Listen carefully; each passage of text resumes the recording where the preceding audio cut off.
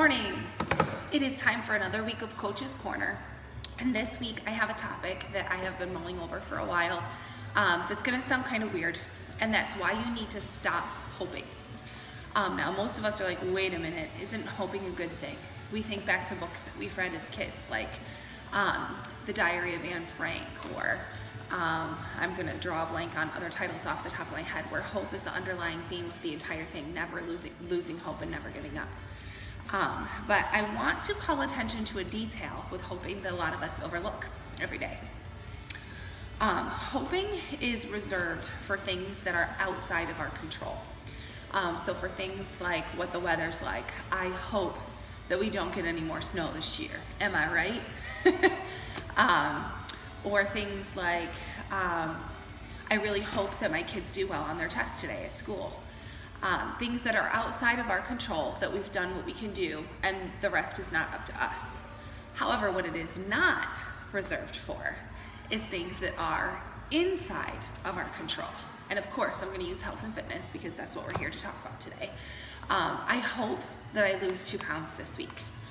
Well, what I'm going to ask you is, what are you doing to make that happen? What steps are you taking to ensure that that's not a hope and it is going to happen? Perhaps you are looking to change careers and you're like, well, I hope something comes along. And really, this is going to sound kind of sarcastic, but I've got a news flash. These things don't just come along. We have to make them happen 90% of the time. So looking back at when my husband and I were looking at opening the gym, there was no hoping. There was taking lots of steps over and over and over again, to the point where we knew, okay, we hope we get approval, but we've done everything that we can do to get to that point. And I hear that all the time, like, I hope I can make it into the gym this week. And you guys, listen, we totally get the struggle.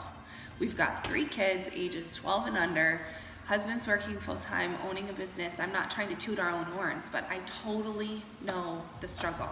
And guess what? On the weeks where I can't juggle all of the balls, my training is the first thing that goes to.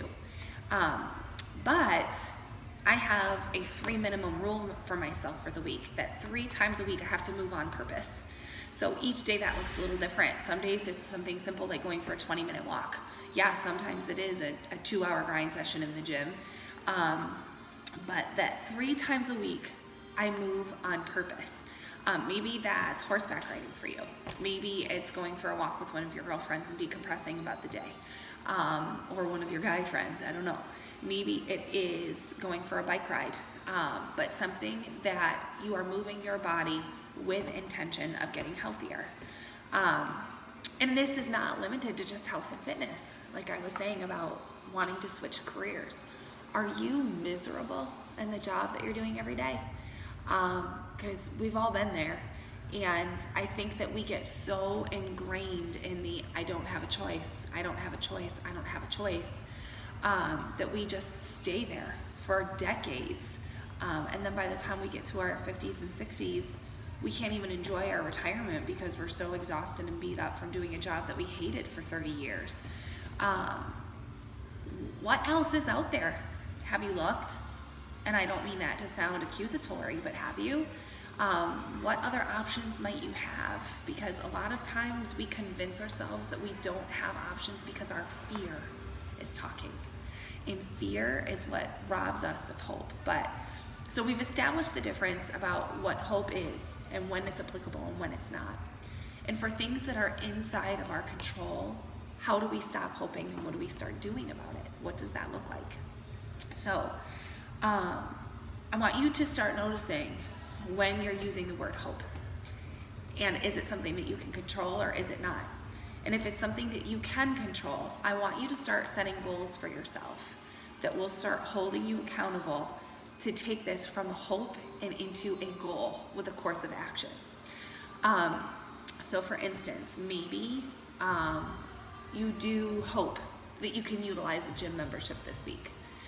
I want you to set aside 3 pockets of time, 20 minutes or more. And I want you to schedule those on your calendar just like you would a doctor's appointment, a dentist appointment, something along those lines that you know is necessary for your health. When we make a dentist appointment, we don't go, oh, I really hope that I can get there, but I've just got too much going on that day.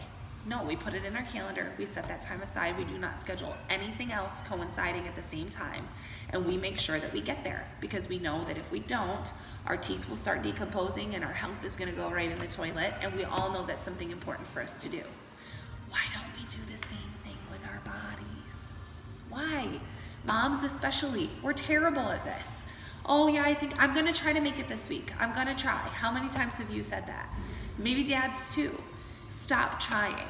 So set aside those 20 minutes of time. Doesn't have to be to the gym. It can be a walk outside. It can be a video in your living room. It can be playing with your kids. Play tag with them. Oh my gosh, they'll love it. It does not have to be going to a gym. Once you have those 3 minutes of time set aside, I want you to find an accountability partner. Not somebody that's gonna do it with you, because you are doing this for you, and you are only the only one that you can control. Because when something comes up with them that's outside of your control, now you've given yourself an out. So I want you to set aside those 20 minutes of time and then find an accountability partner that you know is gonna help you stick to it. Maybe it's your spouse, maybe it's your kids, maybe it's a friend of yours, maybe it's a relative. But I want you to share with someone what those 3 sessions are going to be this week. And then I want you to set up a follow-up time with them to check in and let them know whether or not you made it. I'm willing to be this person for you. That doesn't mean you have to show up at my gym. That's okay, that's not the goal. The goal of this is not for you to become a member. It's for you to take some time for you. So if you wanna shoot me a message and say, hey Rach, I really would like an accountability partner for this week. Can I check in with you? You give me a day and a time at the end of the week. I will check in with you and say, did you get your 3 20-minute sessions in this week? So, what have we done? We have taken a hope, moved it to a goal. We've set up a plan of action, and then we've also set up accountability for ourselves. And then you're gonna surround yourself with people that are gonna help you meet this goal, all right? So whether it's asking for your family for support, whether it's asking for a close friend of yours for support, you need to find that person that's not gonna say to you, you took 3 20-minute sections this week, and seriously, your laundry's not even done yet? How do you think you can take time to do that? You need to find that person that says, girl, guy, whatever, my laundry is not done either, but you know what? I'm so much less stressed since I started taking my 20 minutes. Don't even worry about it, just make it happen. You need to find that person that's in your corner. So maybe for you, it is a career thing. So maybe you need to talk to your spouse and say, you know what, we both know how stressed I've been about this job that I've been working, and we both know that we can't sustain this forever. So this week, I am going to take the time to look up 3 possible options for jobs, and I'm gonna check back in with you at the end of the week, and I really wanna sit down and discuss whether or not this is possible for our family. You guys, we've been there. Before we opened the gym, excuse me, my husband went through a really long stint of trying to find the right fit for him. And fortunately that has happened, between opening the gym and him receiving an amazing promotion at work. But it was like a 2-year long struggle of a lot of doors closing before we found the right ones to open. And you're not in it alone, and I know how hard it is, whether you're talking something physical or whether you're just talking about the well-being of your life. When you're in the trenches, it's hard. It's hard to keep putting one foot in front of the other.